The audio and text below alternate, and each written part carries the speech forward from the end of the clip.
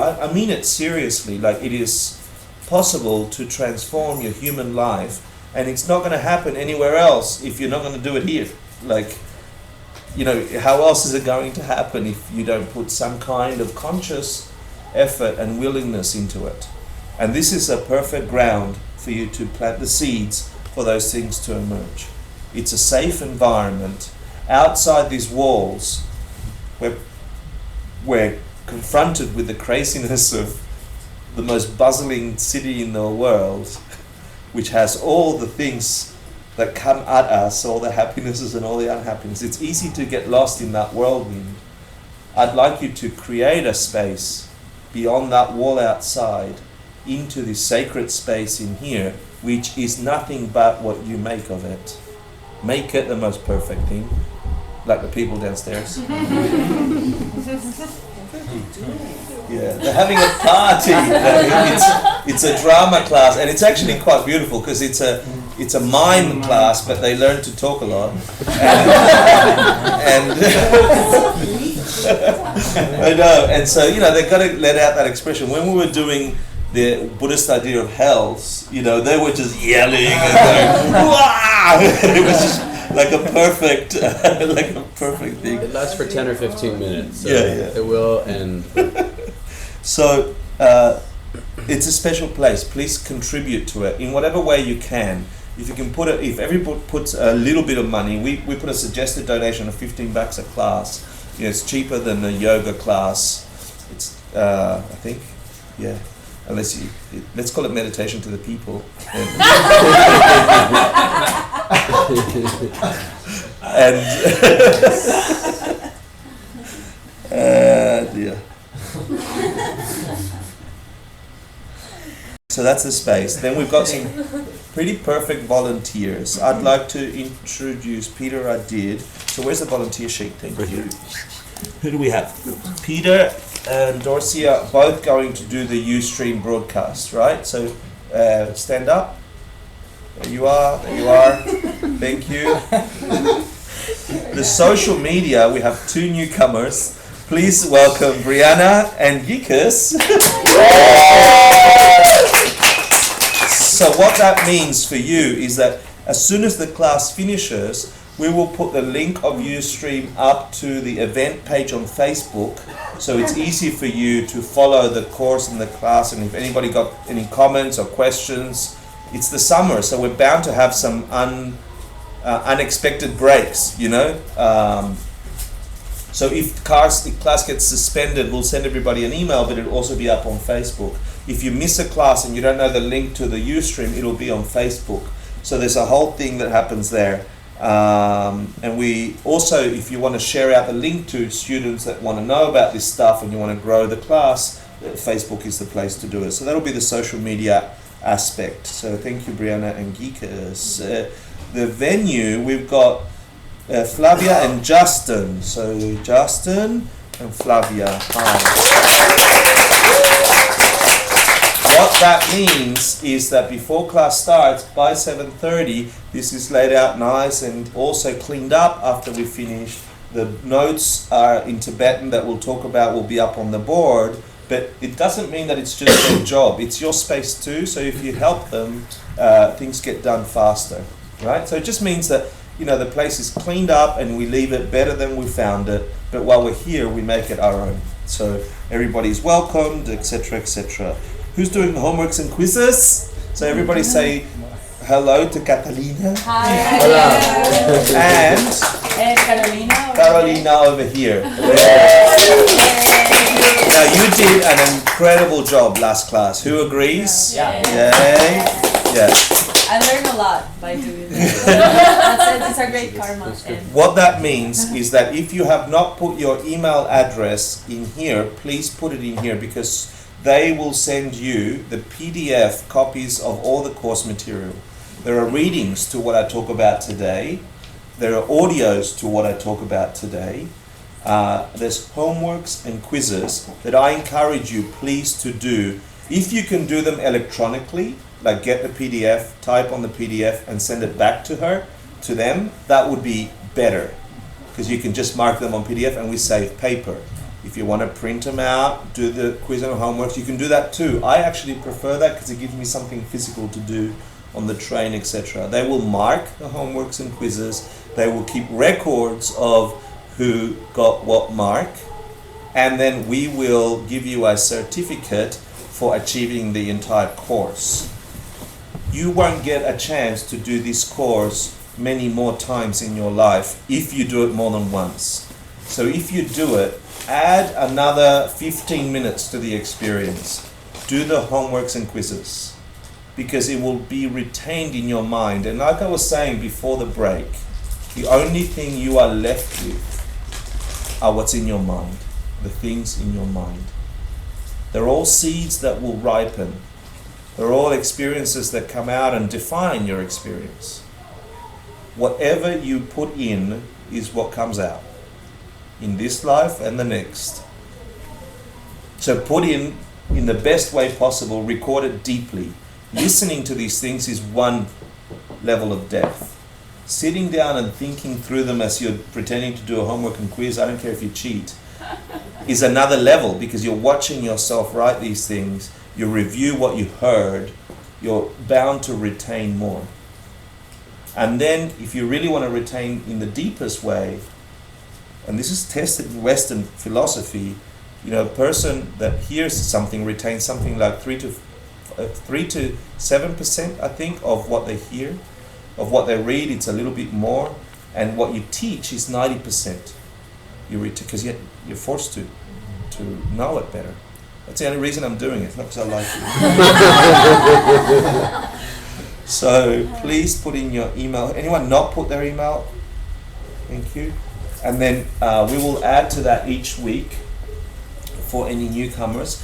And at the end of the course, there will be a homework and a review and a final, just to make sure the essence. We're going to go in a way that's so deep to these ideas that not many Westerners get a chance to do this. In fact, this very course, ACI 4, talks about pramana, perception and logic, and even Tibetan monks don't get to do this until the last 2 years of their Geshe degree, which is equivalent to a doctorate of philosophy or something, right?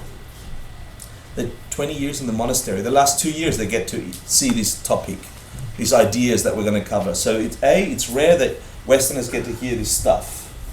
B, this very particular stuff, ACI 4, is rare for even monks and nuns to get this level of understanding. It's only if you're at the end of your Geshe degree that you even get to read this stuff. And so my job today is to give you some of that. So course material homework. Any other questions on logistics? Any announcements? You want to make an announcement? Yes.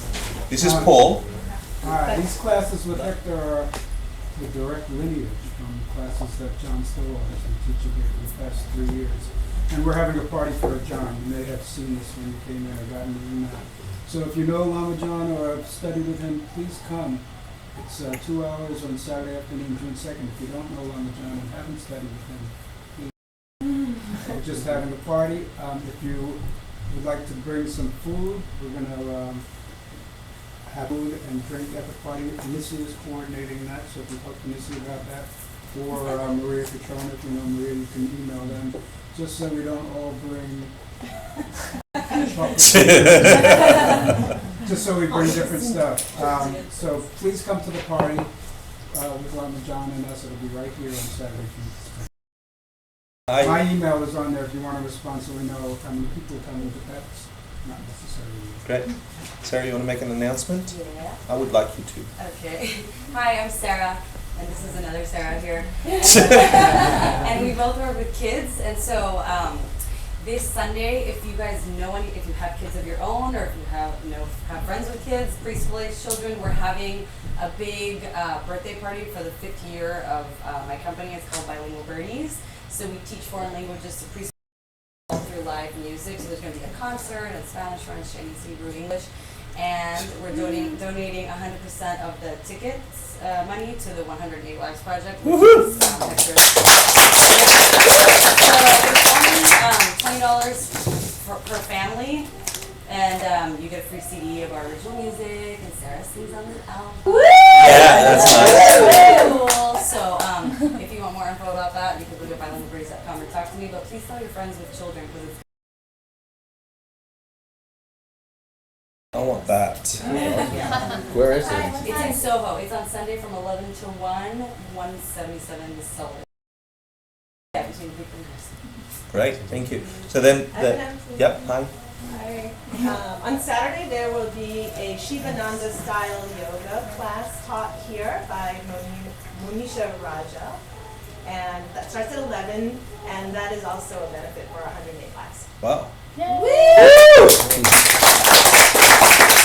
I better tell you what 108 Lives is then. 108 Lives is a project that we began, the first group that studied Asian Classics Institute 1, ACI 1, that first course I reviewed. We put to the class, these ideas are well and good, to habituate them deeply, to get a visceral experience of what it is to live those 3 states of mind, which is renunciation, get sick that things don't work out, bodhicitta, understand that there are countless suffering creatures on this planet that don't know how to get out, and if you can figure out how to get out, you can really help them, not pretend help them. And then wisdom, which is truly understand where all these experiences come from. We'll touch that on this course. To deeply habituate that in your consciousness, it's not good enough just to think about them. You must act in your world. You must put into practice in your everyday these 3 states of mind. So the 108 Lives project was chosen by the students of ACI 1 and continues to be such a fertile ground for people to come to the boundaries of those mindsets, renunciation, bodhicitta, which is a kind of love towards others that are suffering, and wisdom, the idea of emptiness and how that works. So 108 Lives is helping 108 people and their communities in Nepal. This random 108 people that I met in 2008, people with leprosy, people that are blind, people in wheelchairs, people that have no legs, people, all sorts of people who are experiencing life in a very different way than we are. And so we've asked them what would be something that they could want if their life could change, and they told us. And surprisingly, very surprisingly, these things weren't hard to provide for them. Some people just wanted a fruit stall so they could make some money. Some people wanted some shelter. Some people just wanted education. So 108 Lives project looks to get all the virtue that we have here, all the fortunate experience we have of living, all the lattes we spend money on, and transform them into those things, a bit of education, a bit of shelter, because so little money from here goes such a long way over there. So one of the initiatives in the 108 Lives project is selling these beautiful quilts for $170. Recently went up $160 plus shipping. Yeah, and you buy it in person, you don't have to pay. Plus tax. No, just shipping. 100% donation is tax deductible in the United States, and one of those quilts, $170, will put one child for school for 1 year with a backpack and shoes and books and uniform. And so far we've put 73 kids in school this year. So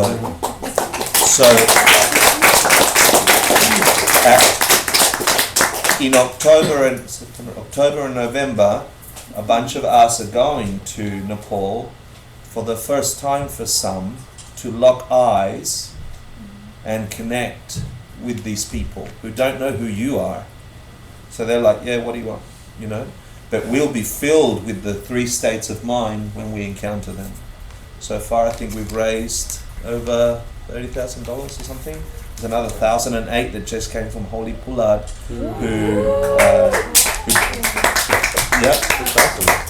who just is leaving Nepal tomorrow.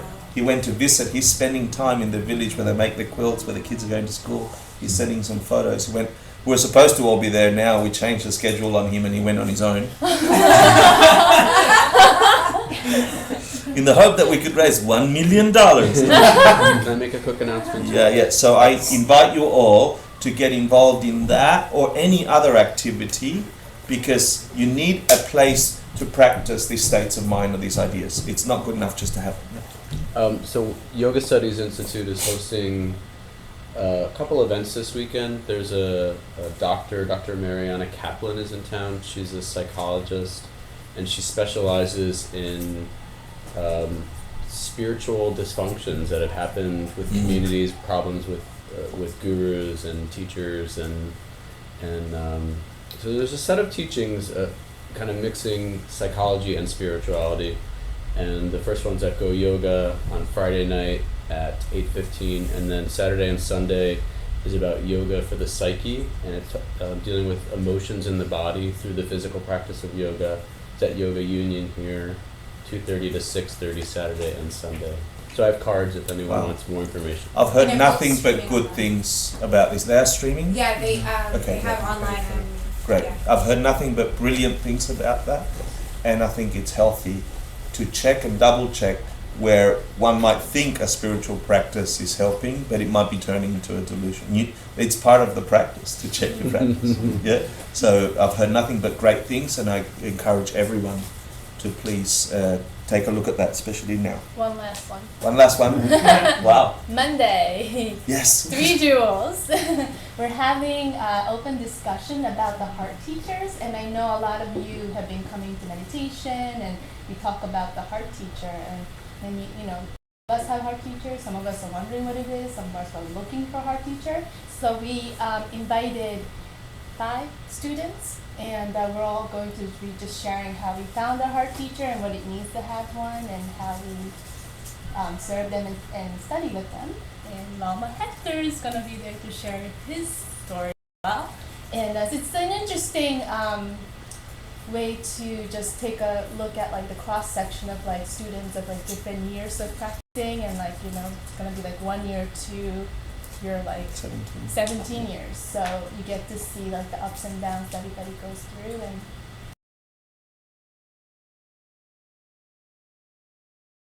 What time?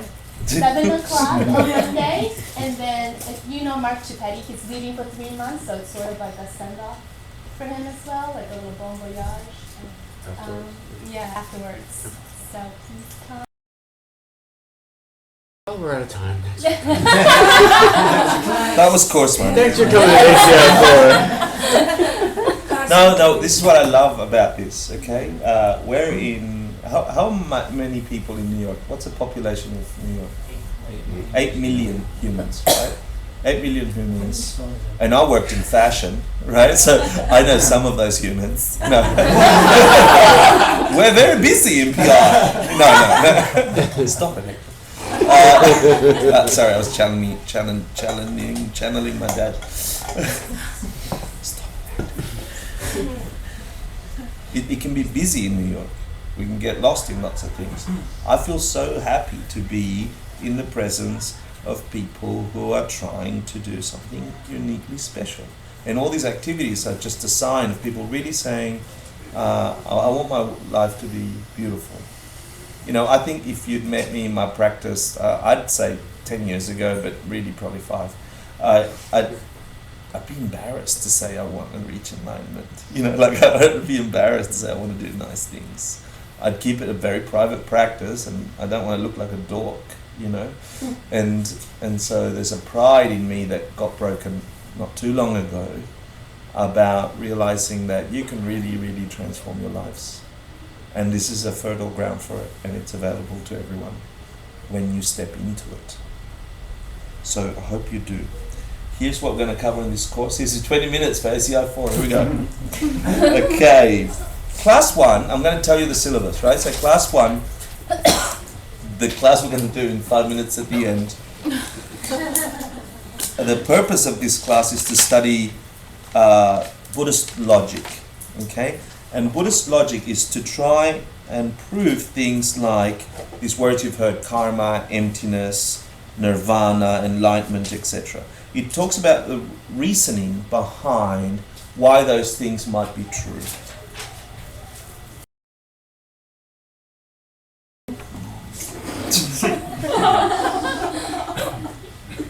Class 2 talks about different levels of reality. So there is a certain reality that we are all very familiar and we share with each other. New York is one of those realities. We have a convention around how we see this world. Between humans, we tend to see things a certain way. It's forced upon us. Humans see the world in a specific way. That's our convention. That marks or denotes our conventional reality. That's why it's conventional. It's our convention. We agree with each other that that's an iPad. You know, we agree with each other that water's water and you can drink it. Yeah, we don't have that. We don't share that convention with other creatures on the planet. They have a different convention. To be a dog is a different convention. They see, experience, and are forced to live through things differently. Even within humans, we have subsets of conventions. So the second class will talk about levels of reality. There's some things that are hidden from our regular convention, but you can figure them out through logic. So that's why this course is important. Understanding how you prove the fact or the probability that something other is existent, something you can't verify through our convention, is the purpose of that class. Class 3 will talk about this word you'll hear a lot, which talks about the entirety of this course, which is the word pramana. We'll talk about pramana, or what is a valid perception. So class 3 is all about pramana. Class 4 is about who has pramana and how. You know, what is a valid perception? It's interesting, we'll cover towards the end, we'll touch on pramana. What is that? It's actually the basis to everything we understand. It's an incredibly important and deep topic. Class 5 will talk about this idea of what omniscience is not. You know, and we'll talk about this idea. I mean, it was one of the most deep aha experiences I've had when I began listening to this and understanding this. It validated so much of my questioning and the uncertainty as I navigated myself through a human life. It talked about a creator God, an omniscient being, a compassionate being, and it put forth arguments that solidified some understanding in me like never before. All the answers I couldn't get as a child about why things are the way they are. Is there a higher being that's making this stuff happen? So that class 5 talks about what omniscience is not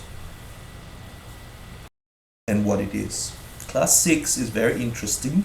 It talks about how did Buddha means to wake up, the being who woke up. How did they get their knowledge?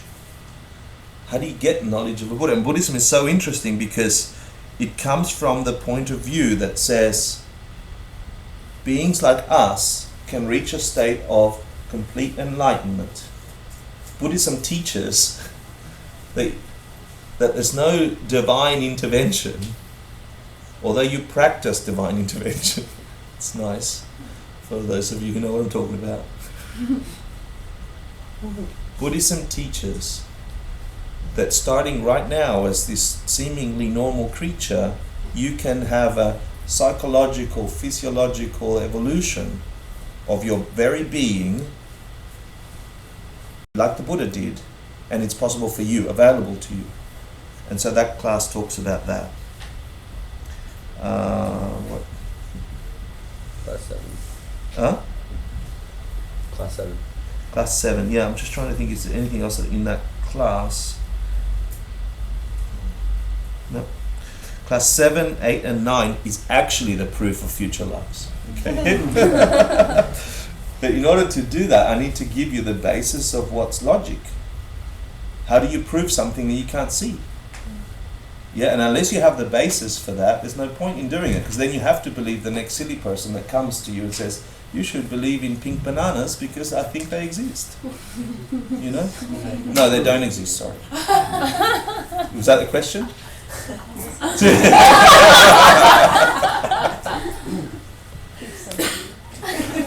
But we haven't started. How can we have a question? Yeah, I know, that's what. Go on, ask We away. haven't started. How can you have a question? Yeah. That do you, so if you don't believe in future past? No, it's a good question. So it's a good question. I came from a prejudiced state of mind. I grew up in Argentina. There's no past lives or future lives. You're born and then you go to heaven. Happy birthday. Yeah. You get one night. Yeah. Or hell. Sorry, I wasn't even thinking that as a possibility. Yeah. And then any idea of past and future lives was not only foreign but wrong to me. Yeah. And it was my first question to Holy Geshe Michael Roach. He stood. I made friends with some girl I really liked, and so I started following her around, and anyway, I ended up in a class. Yeah, there were other circumstances after meeting that girl, but and he says something about past and future life, and this revulsion turns on in me, and I'm near the front, and I'm like, who the hell are you? In my mind, I didn't say that. Yeah, in my mind, I'm like, who the hell are you to think that you can talk about past lives as if it's a fact, And so I challenged him. Not so nicely from the front of the room. What I didn't know about Tibetan Buddhists is that they are logicians and they practice debating, public debating. That's the main core practice, to try and solidify their ideas. So my first challenge to him is like, prove it. You can't prove that. And so very skillfully, he just implanted certain questions in my mind. 1 week, every Friday night he had this class. One open class, 1 week after each, and then the first one was like, oh, so are you saying that there aren't any? Can you prove that? And I'm like, oh, so shut up for the entire course, and I was angry, and then I had nothing to say, so he continued his speech, and then I thought halfway through the week, like an idiot that I was, I'm like, oh, hold on, but that doesn't mean that there is. Even though, so he totally got me, and I was upset about that. So I went back just to say that. Which I did. He said something else that sucked me into coming in for another week, because I had an aha moment in the middle of the week going, oh, that doesn't also mean that, So then he was debating with me very privately. He was inserting ideas in my mind with actually it's part of Buddhist logic. You can't give a rational argument to another person, even if it's true, if they don't believe some of the basis of that argument. It's not a proof. It's not a proof, even if it's true, if that being doesn't have, in their level of understanding of the world, those facts. You must bring your understanding to their level of reality, and that's what he was doing. He was using my questioning, turning it around to what would get me to the next level understanding and connecting dots that I hadn't connected. I can tell you with certainty now, I cannot not perceive that there is future lives. That's all. That's all I can tell you. And I didn't choose that thinking. I now understand things about perception and reality in a way that I've verified through meditation and through life experience, that I even if I wanted to, I can't. It's actually a pain in the butt sometimes. No, seriously, because we think the world operates in a certain way. And this is the best information I can give you about having deep realizations from these insights. You are here in this tiny world. Let's call it our dog world. And we think the dog world is all the world and it's totally reality. And into our dog world comes a human and says to us, that's not something to chew on, that's a pen, right? You actually write with it, amazing things can happen. And we little dogs go, what? This tastes so good. Honestly, yeah? And so once, let's say one of those dogs is fortunate enough to go, oh my God, it's a pen. Just imagine one of them does. You are removed from that realm. You can never see that as a chew toy again. You now are entering into the field of experience that was so far unavailable to you, which means you need to spend some time exploring what the hell is this new planet. Yeah? If it wasn't the way I thought it was, everything is up for grabs now. If a chew toy could be a pen, then the angry boss could be an angel. Then my lover could be a teacher. Everything is up for grabs. My dilemmas could be my solutions. everything is up for grabs. So when some being does that through logic, I can't, and your mind is now forced to perceive a greater world that you need to explore and test and break to be certain, you can never go back to the chew toy. And I have that experience with past and future lives. I can't ever go back to a logical argument that allows me to go back to the way I used to think about what happens to the essence of being after the body dies. It's impossible for me, even if I try. I wish sometimes, because it's hard to live in a world where everyone is chewing pens, yeah, to write, because everyone wants to chew your pen. I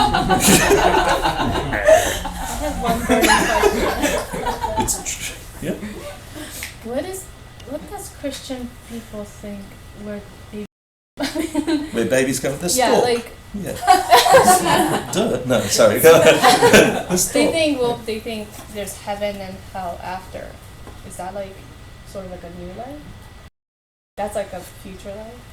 And then where do they think the spirit comes from? Are you saying how do I reconcile my Christian upbringing with No, I'm this just, philosophy, or I'm you just saying asking, what does the Bible say the baby? what's the Bible say the babies come Doesn't from? answer that question. Yeah. It really doesn't. It That- doesn't? It doesn't. Okay. It never, the priests tell you that the souls are angels that are becoming people, but that also is only the Jesuit priest. I don't know what other ones. We might come to have that discussion in class 5, I think. Okay. Yeah, but I think it's a nice question. It's worth you'll each, whether you like it or not, you have a belief of where you came from. You know, and in fact, when things are in turmoil, when there's trouble in your world, when your world is breaking apart, you know, some of you are experiencing this now. When things turn totally upside down, where you thought things were one way and that everything is being challenged, you get to really know what you believe. You get to really know, hold on, I'm firm on that idea. And then you get to say, I'm not so firm on these ideas. Wow, I didn't know. You're shaky on these thinking. That's beautiful. You want to know that. And then you realize what you reject, what you've been pretending to believe, but you don't really believe. That's beautiful too. It's scary. It's scary as having everybody want to chew your pen. Yeah. Hector, Hi. I'm new, and I believe some other people are new in the class. Thinking about Argentina and then Australia, there's no trace of mainstream Buddhism. Yeah. How did you get exposed to it, and how did you become such an expert Oh. that you are? If you have time. Yeah. Oh, Sure. Monday. Monday night we'll do that in detail. I'll give you. If it's No, I'll coming give you a up. quick answer. It's a beautiful question because I'll give you the 2 levels of answer. Number 1, there are certain things I couldn't reconcile being growing up in Argentina or growing up in Australia. So there were both Christian backgrounds, and it's not just the religious Christian view, it's the all-encompassing cultural view of where things come from. Really, our religion is science. It's not Christianity. We believe that's where things come from. And then some of us have an aspirational belief in what we're indoctrinated at, and I was indoctrinated more as a Catholic child. And then again, I was following a girlfriend. I became a Baptist, in a Baptist in Sydney because I wanted to be next to her a lot, and she went to church. So I totally and utterly was confused and rejected a bunch of the things that came up with my upbringing and that teaching, even though I was very attracted to very deep questions about existence, and somehow they didn't fully fulfill them. The bumping into Buddhist teachers was something I didn't want. It was, I won't have time to cover it in detail now, but it was a whole set of experiences that forced me to go and study with Geshe Michael Roach, and I fought it for about a year. And I can say after 17 years of failing at most things and learning what I didn't know, allowed me to see my Catholic and Christian upbringing as having the potential to have seeded the realizations I have now, if I have any. In other words, I went recently to South America and I saw all these people worshipping these virgin goddesses in every corner, beautifully dressed, offering flowers, their eyes devoted, filled with love, and I would have totally rejected that 5 years ago. Thought, ignorant people, what are they doing? They're still starving, what idiots, right? I tell you now, I go back, and thanks to my logic and Buddhist training, and because things are empty of having a thing in and of themselves, I can totally understand, feel love for, and appreciation for a person who once saw an emanation of the Virgin Mary, who went to a cave and saw the picture of a Mary on a wall and felt in their body and in their psyche complete love and compassion and wisdom. And I can appreciate that in a way I could never have done it before. I hope that answers it some, and thanks for the expert. I don't feel like it.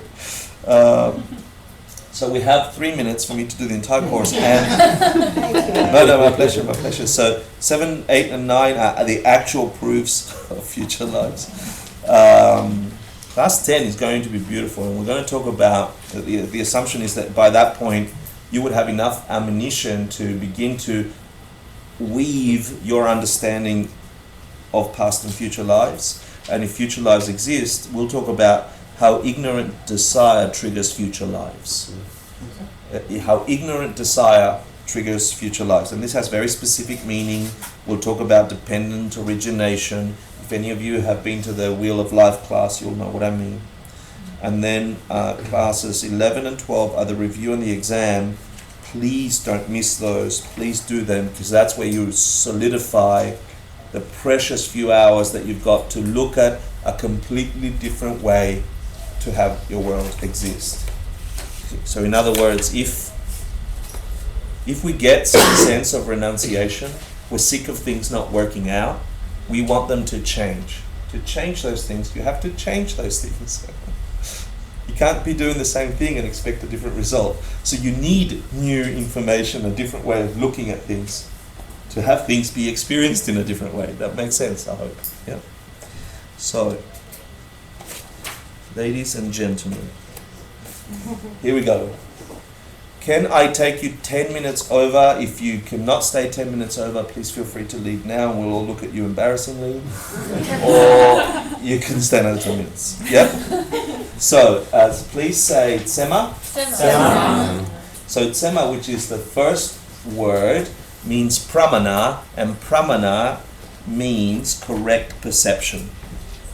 Thank you. I was joking about it looking embarrassingly. I understand people have trains and things to catch.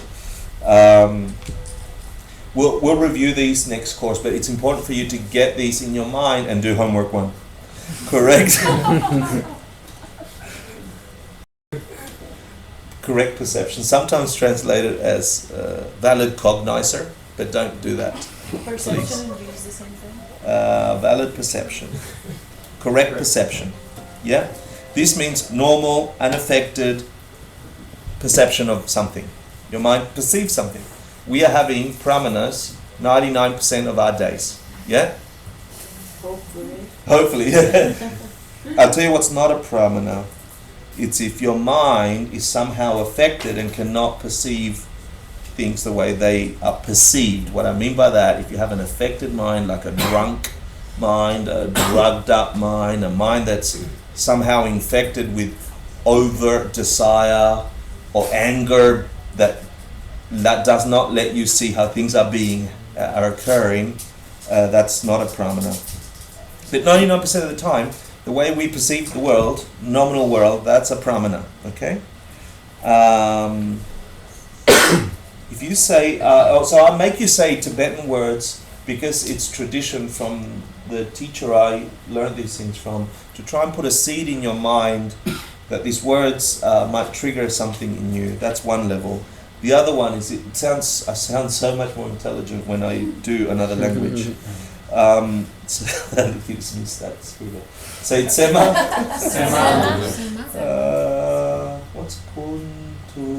chop lung. Where is that? Don't do that. You don't have that? No, it's okay. We do, but I wanted to do another word. Mikpa, Yupe. Yeah. So say tseme mikpa. Just tseme mikpa. So tseme is baya pramana, so baya perception, and mikpa means perceived. This is a very interesting and special idea because according to this logic, reality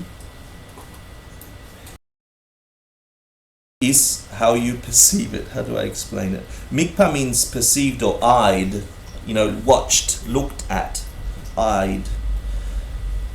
So the definition of existence is tseme mikpa, eyed by a pramana. Get that? The definition of existence is that thing eyed by a pramana, experienced by a perception. By a correct perception. By a correct perception. Thank you. Yeah? Thank you. Get that into your heads. Chew on that for a little while. What that means is anything seen by a pramana exists. Anything not seen by a pramana does not exist. Wow. That's the definition of existence. Eyed by a pramana. I'm throwing that out there to salt it up for you a little bit. Can you say it one more time? Yeah. The definition of existence is that thing that was eyed by a pramana, perceived by a pramana. That's existence. Our existence is that which is perceived by a correct perception. Is that consistent through different humans? According to these beings, yes. And animals. Any living being. Yeah. So I don't have time to go into it, but we will have the entire course to go into it. It's a very interesting thing because if that's the definition of existence, then we better know how we perceive and what that thing that is perceiving is. Whew. Okay. And in fact, Kedrup J, I think it was, Kedrup J is on the right, I think, of Tsongkhapa, which is on that tanker over there. Kedrup J, 500 years ago, he writes, we talked about Buddhist refuge. You take refuge in the Buddha, Dharma, Sangha. He has this argument to these monks saying, you guys are taking refuge in the Buddha, you've never even seen a Buddha. The definition of existence is that thing eyed by a pramana. You're not even taking refuge in a Buddha. You haven't had a perception of a Buddha. You guys are just doing stupid rituals. He was really challenging the status quo of the religious aspect of the time, going, if you understood these things, did you have a perception of a Buddha? Can you say it exists? You're not even Buddhists if you don't take refuge, and you're taking refuge towards something you don't have a perception of. You don't have Buddhism. He was really freaking them out. Yeah? Because can you have a perception of a Buddha? Can you have a pramana, a correct perception towards a Buddha? Can you? Have you? Sure, buddy. I haven't. You could. You could. Yeah. Okay, good. Have I you? think you can have a perception of really. You can have a perception of really high conscious beings, absolutely. Does that make them the Buddha? We have to define Buddha. There was one of them. There was one of them, so people had perceptions of Buddhas, correct? And we can have a perception of other people having perceptions of Buddhas. That's good. So if you can't say it exists unless you've had a pramana, can you say Buddhas exist? What about the first one? So you can establish them through logic, which is the whole point of the first part of the course, right? Which is very good. Because there are things you can't perceive directly. You can't have a pramana about something directly. You need other tools to understand that there is something outside this world that is in our heads. You need to establish them through logic and reasoning. Interesting, right? So, Wow, here we go. These are some of your homework questions, that's why I have to cover them. It's very interesting. The idea of pramana and the tseme mikpa, the idea of existence, is that thing aipa pramana, fundamental to this logic, yeah? And worth challenging. Then the rest of the things I need to cover in the course, in this class, is where these ideas are written and come from, because there's two lineages that come to this room today. One is a series of written books that describe these ideas in detail, and you should, if you have the time, go and read some of these things. They're in your readings. Excerpts from them are in your readings. They're in code. You can't understand, for example, we're going to, I think this is Master Dignaga, who lived 400 AD, who wrote a compendium on correct or valid perception. He talked about, I think he's 8 chapters in that book, and he talks about what a pramana is and how it happens. Like he just collects all the Buddha's thinking and puts it in this compendium on valid perception. But it's in code. It's in code so people can memorize the essence of that text.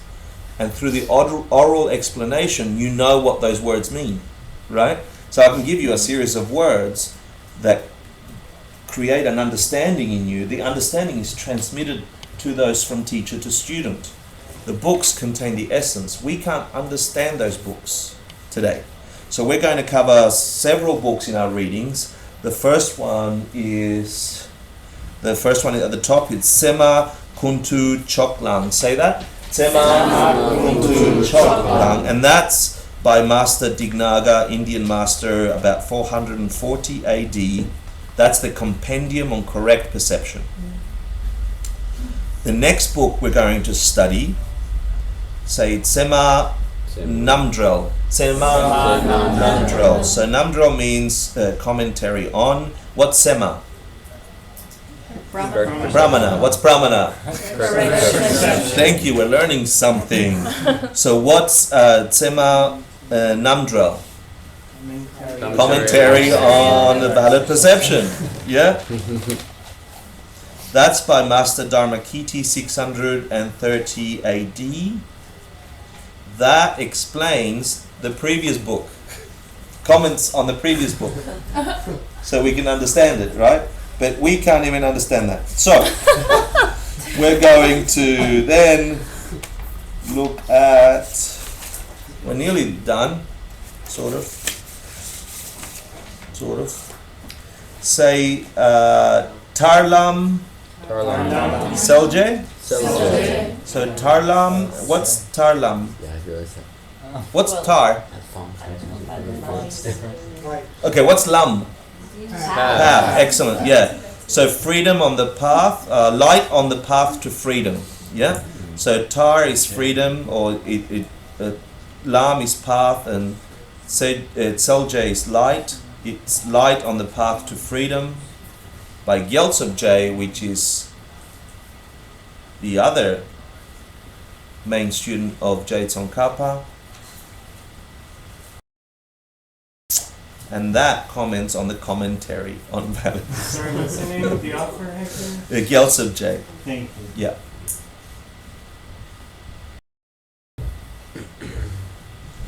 And lastly, we're going to look at say Tsema, Gong, Yen. What's Sema? Valid perception. Good. Gong is interesting word. It's the thought behind something, the implication to a thought. It's not the concept. It's like what you're trying to say, but it's not what you're saying. How do I describe it? So it's sort of the intention, but it's the underlying message, if you like. Yeah? The lines. Yeah, the read between the lines. It's the implication of what you mean. Yeah. So, and then Gyen is jewel or Abankara. Yeah, in Sanskrit. So this is the jewel of the true thought, which is a commentary on Other commentaries. the previous one, the previous commentary commentating on the commentary of the book, right? But all these characters are beings who once upon a time sat in a classroom like you and listened to a teacher explain these things that had never entered their mind before. And then they got some inner realization about these. They looked in their world, where does this apply? What does it mean, pramana? Where am I perceiving? What is to be perceived? And all the instruction that comes in the next 11 weeks, they put into practice to the point where they were able to write commentaries and explain, decode the code that was written all the way back from the Buddha. And today is no different. You're finding these weird words, what's sema gongkyeng gengyong, and so you're getting this transmission to understand these words. To this day, this lineage of logic has not been broken in the Gelugpa tradition, the tradition of the Dalai Lama. We can trace it back orally, teacher to student, and written from this text. That's why it's important. You think of your grandparents, right? You should revere and love them.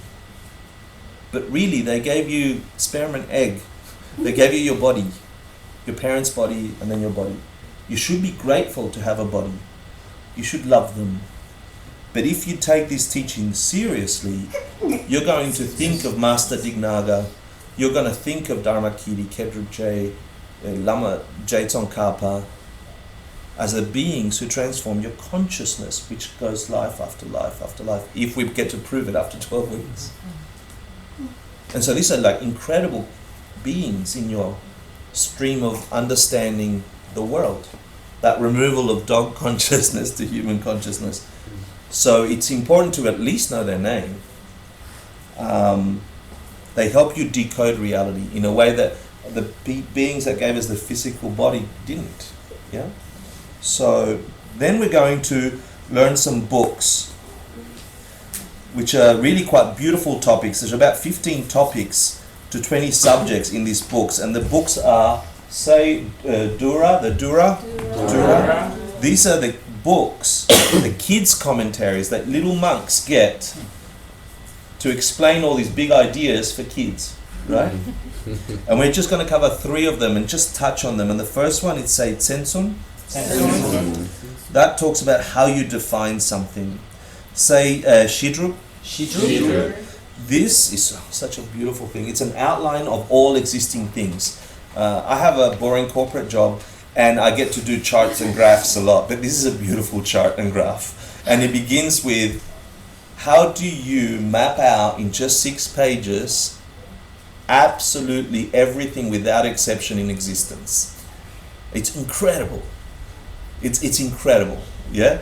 So when you get to see this beautiful, logically laid out, mapped out of everything in existence, you can have utter certainty of where in existence you're experiencing. So things are changing or unchanging, and within changing things there are subsets, and within the first subset there's 3 subsets, and you go, oh my God, that's true. And it's put in such a way that children can get it. It's a beautiful thing, yeah? So that's the Shidrup as part of the Dura.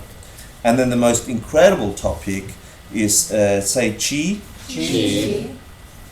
Jedrak. Chi Jedrak. And that's the study of classifications and sub-classifications, or generals and specifics. In other words, cars and Chevrolets. Yeah? The way, they say, if you understand how your mind generalizes and subject and does the general and subject, the group and the specific, the car and the Chevy.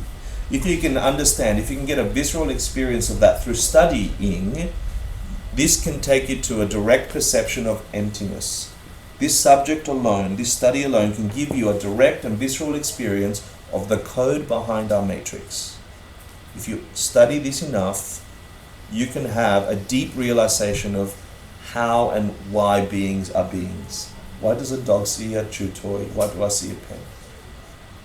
In fact, they also say that when you have a direct perception of emptiness, the ultimate nature, the thing that sits behind the stuff we're coding, that you see your past and future lives directly. That you have no more doubt.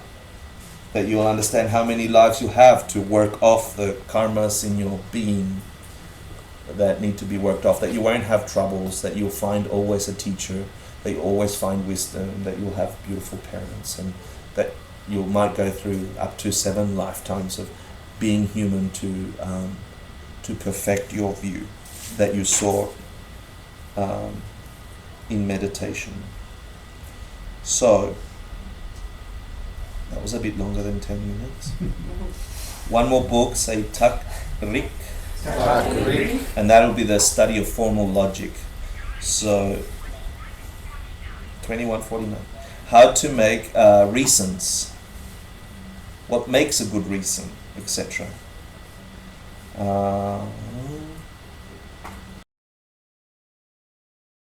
And then I encourage you to look at your readings, to cheat on the homeworks, and to please grab one idea before you leave the room and say, what in my world do I want to change? What's one thing that I'm going to use this course as an experiment to step into when I come here and change when I'm at home and do the rest? So you can say after the 12 weeks, that's a past life. I no longer get angry. I now am living in my future life. I can be open and honest or genuine or not afraid or whatever it is you choose. Choose something that you can keep precious and secret and private to you and make use of this thing. Because if you can figure it out, if you can stop anger, let's say, in your life, regardless of what happens to you, and you then teach that to someone you love, that's worth a human life. That's worth in this precious time that we have together. Stopping somebody's suffering for a minute. Permanently and good. It's worth it. It's nice. So cheat in your So you're homework. saying that you can never, isn't suffering part of the human condition? The first thing the Buddha taught is that life is suffering. Yeah, it's part of this human condition. Let's think of the dog world. Yeah, I can only see chew toys. Yeah, but that there is a cause to that suffering, and when you get that insight into seeing emptiness directly, you realize that it wasn't a chew toy, that the suffering has a cause, and if it's caused, you can figure out the cause of not being suffering. You have a way And out the of suffering suffering. that we create for, because there's the suffering that we create for ourselves, and then there's It's the suffering human we suffering experience. that we connect to. Otherwise, to experience empathy is to suffer to some degree. That does not see to experience empathy does not necessarily mean you have to suffer. That's the idea of emptiness. There's no suffering that comes from empathy. You can experience empathy as complete love without the suffering element. In fact, what these teachings say is that if you practice on one aspect of your experience, you can transform your every experience, and then there is no human suffering the way we currently experience human suffering. That itself can be transformed To a better suffering. to no suffering. In fact, the definition of nirvana is anyone remember the definition of nirvana? Thank you. The permanent cessation of all mental afflictions due to the individual analysis, blah blah blah. Yeah. So it's saying nirvana, the state of nirvana, which you can have today. It's not deep there. You can have it if you find its causes. Means your mind there's a permanent cessation, meaning never again will you experience suffering, a mental affliction, something that disturbs the stillness of your mind. That's not even Buddhahood. That's just nirvana. Buddhahood is that plus some. Yeah. These teachings put into practice in a real everyday world means that in this planet, as not as you perceive it. As a dog. Yeah, in the dog can get to see a pen. That's what it means. But a good question. Yeah, I'm very cognizant of taking you over time. You've had the chance for just over 2 hours. Think about the possibility to be free from suffering. To think of the possibility that there is something available to you. Why are you in this room and not the other 8 million people who are thinking they're going to get happy with the next Prada shoes? Some of them might, but it will go away. Yeah? Why do you get to hear this? I don't know. I don't even know how you got to hear it. There were as many classes today as there were of you. And there's 2 levels in there. The everyday practical thing, and then something else deeper is happening if you pay attention and you flow with that. I hope it's beautiful. Even the rejection of some, the questioning is a good thing. You're holding on, like I did with Geshe Michael. I'm like, duh, and I held on. It has been for me a blessing beyond description. Hope you get it too. What I invite you to do now is imagine that perfect world and then offer any understanding you got, any hope or preciousness to any and every living being on this planet that just needs some wisdom, that needs a hand to figure out any confusion they have in their world. May they get some perfect understanding. So if you don't know the hand gesture, it's all right. We're creating a perfect universe looking weird. So we'll teach it to you. We'll teach it to you. It's just a Tibetan thing. It's really what's going through your mind that makes this anything.